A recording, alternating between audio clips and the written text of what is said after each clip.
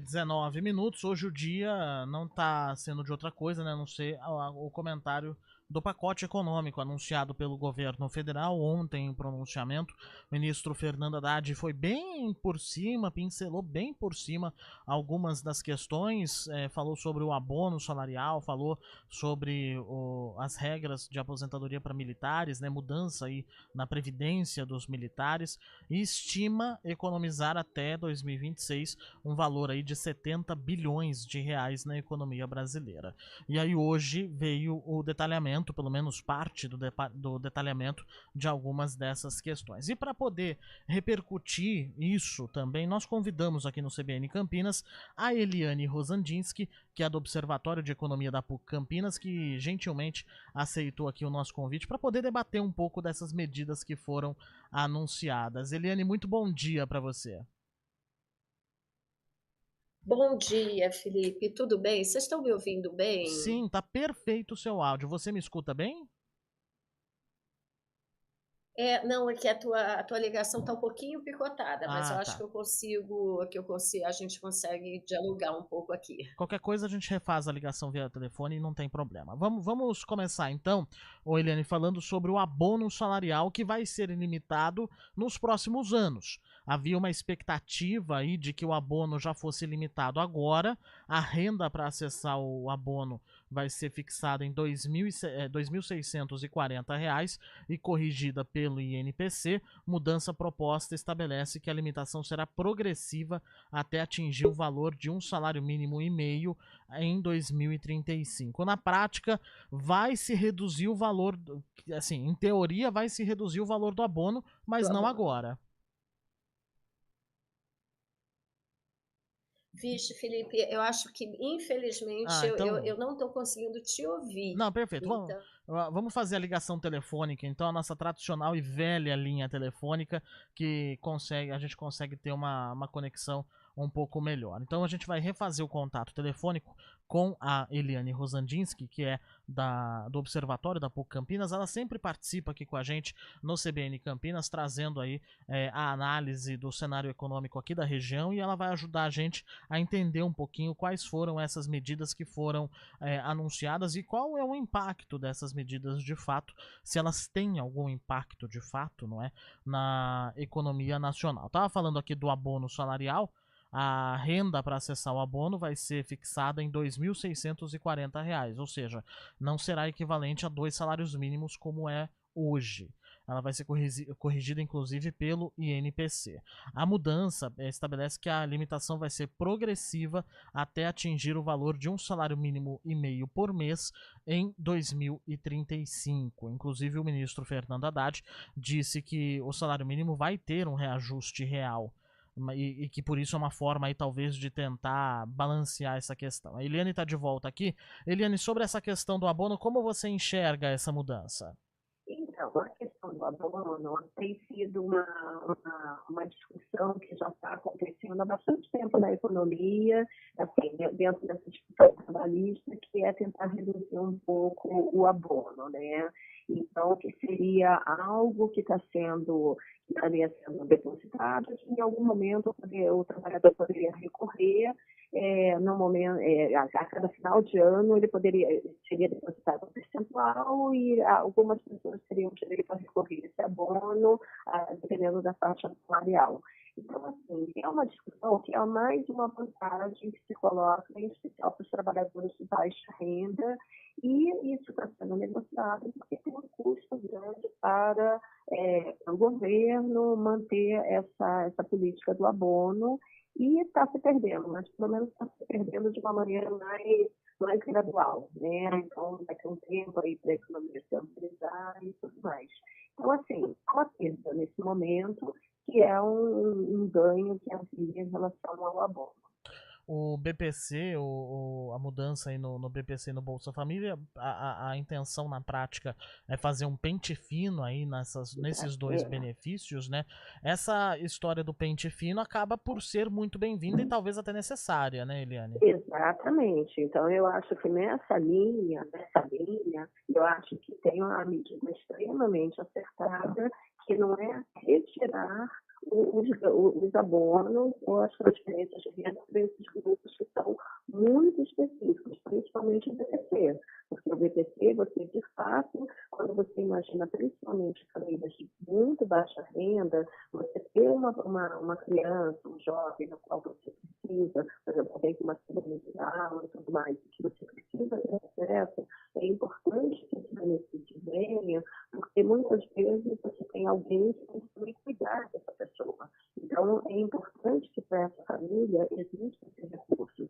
Só que a gente sabe que tem que evitar todos os tipos de desperdícios, porque quanto mais você consegue observar que essa política está sendo bem empregada, muitas vezes a gente pode até aumentar desde que chegue para ser processo. Você não pode desperdiçar com falcatruas e tudo mais. Então, me parece que a ideia de você ter um tipo de monitoramento a cada 2 anos, você tem que reposicionar, mostrar que, de fato, ainda existe a necessidade daquele benefício. Eu acho que isso é uma medida bastante positiva, que você está otimizando os recursos. Eu costumo dizer que quando a gente não desperdiça, a gente pode até melhorar a vida dos beneficiários. E o mesmo para o Bolsa Família, né? Exato. Inclusive no Bolsa Família tem uma ideia aí de fazer um pente fino talvez ainda mais detalhista naquelas pessoas que se declaram sozinhas, porque isso segundo Exatamente. Foi o porque resquício da pandemia, né? isso. Lembra que na pandemia, numa situação de emergência completa e uma necessidade de você ter que primeiro socorrer para depois desenvolver os mecanismos de controle, né? Uhum. Muitos começaram a se declarar sozinhos até por conta de uma situação de que aquela queda de demanda, aquela perda de emprego e tudo mais, pessoas da mesma família conseguiram se declarar sozinhos e recebedores de benefícios. Uhum. E nós temos que a gente lembrar, Felipe, naquele momento nós tivemos um auxílio bastante generoso, né? Sim. R$ 600 foi um grande ganho considerando os valores históricos. Então, naquele momento, abriu-se um pouco o franco para isso, mas não existia possibilidade, nem política, nem emocional, de jeito nenhum, de maneira de começar a pensar numa maneira de controle. Mas é evidente, eu acompanho muitos cadastros de Bolsa Família, é impressionante como você aumentou realmente família solo. E isso não é correto, né? Então é importante que haja economia, mais uma vez, para que a gente consiga direcionar uma política de transferência, política social e tudo mais. Né? Eliane, falando aí, ainda continuando falando do Bolsa Família, né, tem a questão dos auxílios que são que ficam ao redor ali, né, como Vale Gás, como outros tipos de auxílio que são oferecidos, tanto que alguns deles vão sair ali vão voltar, na verdade, para a meta fiscal do governo e podem ser até incorporados em alguma forma nos outros auxílios, né? Como talvez o pé de meia, por exemplo, né? Como o pé de meia também. A sua observação, isso talvez seja o mais correto? Olha, incorporar é sempre complicado, né? Porque eu acho que esses é o que as pessoas prioritárias, né? O que tem ali, aqui, eu acho que são situações bastante específicas, né? E Uhum. cada família vai acabar tendo a sua demanda. Então, para algumas, uma família que tem uma prevalência mais de idosos na família, você tem uma determinada demanda social. Uma família que tem mais crianças, e por aí vai. Então, a gente pode entender essas especificidades. E a gente é muito acostumado a pensar num programa federal que dê conta de todas as situações. Né? Eu gosto muito do trabalho municipal da assistência social, Uhum. porque essa capilaridade é quem está aí no território e consegue entender efetivamente quais são as demandas que estão sendo colocadas naquele. Então, eu tendo a achar que a política ela se torna mais eficiente quando ela está direcionada para os problemas que aquele território tem, que aquela comunidade tem, e com um olhar muito atento da assistência social. Então, é como se eu dissesse o seguinte: olha, o governo federal transfere uma renda, que tem alguns critérios que pode ser dado, mas na fonte de produtos a ser oferecido, aí teria que ser, eu não digo mais caso a caso, mas Uhum. tentando local. Que, de novo, eu acho que traz uma eficiência melhor, porque se a gente imaginar as diferenças regionais que existem no país e tudo mais, tem diferenças gigantescas e demandas que são muito específicas, que aqui em São Paulo é uma, se você olha para o norte do país é outra, então eu acho que esse dado tem que ser mais. Aí você coloca validade, mas talvez a validade não seja o mais emergencial numa outra localidade. Então eu acho que essa autonomia pode ser uma coisa interessante para se pensar. E quando você coloca tudo numa verba só, você complica, né? Porque você ingesta mais o recurso. Mas seria uma coisa para se pensar, que é um desenho novo que seria essa política compensatória, e principalmente para essas famílias que não estão conseguindo ir para o mercado de trabalho, que tem questões importantes aí, está se colocando à margem dessa possibilidade de contratação. Ô, Eliane, a gente estava comentando aqui sobre a questão do abono e a gente precisa falar do salário mínimo também, né? O governo diz que o salário mínimo vai continuar com o ganho real, mas limitado aí pelo arcabouço fiscal. Se o aumento do PIB for muito grande em um ano, o reajuste não vai passar de 2,5%, né? Fixou entre 0,6% e 2,5% o reajuste do salário mínimo. Como você vê essa decisão? Olha, eu vejo de uma forma extremamente positiva, tá? Assim, eu adoraria que o salário mínimo tivesse uma possibilidade de crescer para além desse arcabouço fiscal.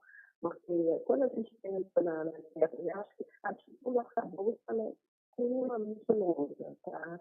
Mas o que a sociedade enxerga com mais clareza? São essas despesas, são chamadas de despesas, que são relacionadas a essas políticas de social. Aí você vai falar, mas o salário mínimo tem a ver com isso. O salário mínimo é um preço importante na economia, porque ele, de alguma forma, disciplina o contrato de trabalho. Se você não tem um contrato de trabalho, você, no mínimo, tem que ser contratado por esse valor, e existe uma discussão gigante na economia, que esse salário de R$ 1.400 é razoável, sempre conta que um salário mínimo mais digno, mas deveria ser maior, menor, e aí tem toda essa discussão se o salário mínimo, se todos os setores conseguem ou não pagar, porque é uma discussão que está no âmbito da iniciativa privada. É capital trabalho, é empresário com o trabalhador que está discutindo vai pagar. E o governo, ele se mete nessa discussão, ele interfere nessa discussão, fixando um valor. Então ele fala, ó, estou dando esse valor aí, já tem que manter aí para tentar pagar. Qual que é a discussão do salário mínimo do ponto de vista das contas públicas? É que todos os benefícios são pensados em função do valor do salário mínimo. Então, nós estamos falando aqui do PCD, estamos falando das aposentadorias, nós estamos falando de uma série de questões que vão estar indexadas por esse valor do salário mínimo. Então, quando o governo aumenta o salário mínimo, ele, de certa forma, ele está transferindo para si também essa conta o que ele está fazendo de benefícios sociais. E, por outro lado, tentando voltar só para tentar fechar um pouquinho melhor essa discussão do salário mínimo. Na iniciativa privada, existe um conjunto enorme de setores que pagam acima do salário mínimo. Aqui no Campinas, os estudos do território mostram que o salário de entrada no mercado de trabalho está em 8,400, está acima do salário mínimo. Então, na iniciativa privada, é possível pagar isso. E a conta do governo beneficia é uma conta que cresce para ampliar o salário mínimo. Porém, para essas pessoas, continua sendo a renda, continua sendo a capacidade de consumo delas. E com um adicional, depois do direito de trabalho, a gente pode tentar com algum poder de barganha, preparador, para negociar com o empregador um valor mais elevado. Mas quando a gente tira do aposentado o valor do salário mínimo, ou a indexação da renda dele para o salário mínimo, ele está vivendo numa mesma sociedade, no qual todos os preços são distribuídos da mesma forma. Então, é um arroxo muito grande para pessoas que, de alguma forma, dependem desse benefício para não ir para o mercado de trabalho, para não precisar e deixar o mercado de trabalho fluindo de uma outra forma. Então, é muito complicado. Eu entendo que tem que fixar, que as despesas que podem ser depender dele, é óbvio que o salário mínimo se constitui uma despesa. Mas, por outro lado, é uma construção de demanda importante na sociedade, entendeu? Então, é uma discussão complicada, porque, por outro lado, tem algumas despesas que estão à margem desse teto aí do arcabouço. Por exemplo, quando a gente pensa em pagamento de juros, né, uma dívida pública que cresce a 10,5%, né, quando o Banco Central coloca uma dívida pública, o governo tem que pagar essa dívida, e isso não tem teto, entendeu? Ou aquelas emendas que a gente sempre fala, né, das emendas parlamentares, elas não têm teto para crescer. Então, você tem que fazer um corte de 71 bi, mas onde você vai fazer esse corte? Né? Perfeito. Eliane Rosandinsky, do Observatório de Economia da PUC Campinas, ajudando a gente a entender um pouquinho mais esse cenário apresentado hoje pelo governo federal. Mais uma vez, obrigado pela gentileza de conversar aqui com a gente. Mas você não vai falar da vantagem dos 5 mil? Do imposto de renda, né? É verdade, tinha esquecido disso. É tanta coisa, já falamos tanta coisa, é verdade. O imposto de renda, a partir de agora, ou a partir de 2026, né? Se o Congresso aprovar no ano que vem, para colocar na faixa de isenção para quem ganha até 5 mil reais. Sua avaliação? Então, você vai ter um enorme poder de demanda também chamando da economia, tá certo? Que a média salarial, ela já está isenta, né? Aquilo que eu estava falando, quando a gente é contratado, a gente está em média o valor da contratação, mas o que isso significa? Que uma parcela importante da população, e essa pessoa tem uma propensão de gasto muito forte.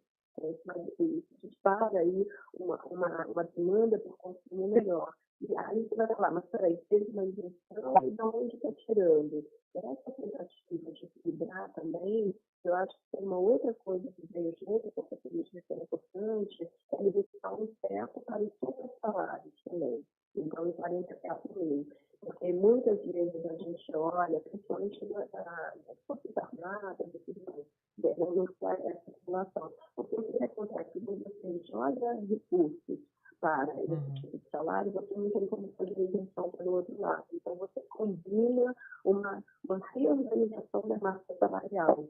Se você concentra o salário das pessoas com uma renda muito alta, o efeito de consumo ele acaba sendo menor. Você vai falar, peraí, mas uma pessoa de renda alta consome bastante, mas a propensão dela é menor no consumo. As rendas mais baixas, elas têm um efeito multiplicador mais significativo na economia. Então, essa mudança é algo que também já estava na conta, já estava sendo prometido há muito tempo de recompensar essa tabela do imposto, mas você só pode aumentar as isenções de impostos quando você consegue economizar de um outro lado. Então, mais uma vez, eu acho que foi uma medida acertada no sentido de utilizar cada pessoa. Perfeito. Agora sim, nosso tempo esgotou, inclusive, Eliane Rosandinsky. Muito obrigado, viu, pela participação mais uma vez. Eu que agradeço. Um abraço, Felipe. Muito bom falar com você. Um abraço. Agora 10 horas e 37 minutos. Repórter CBN.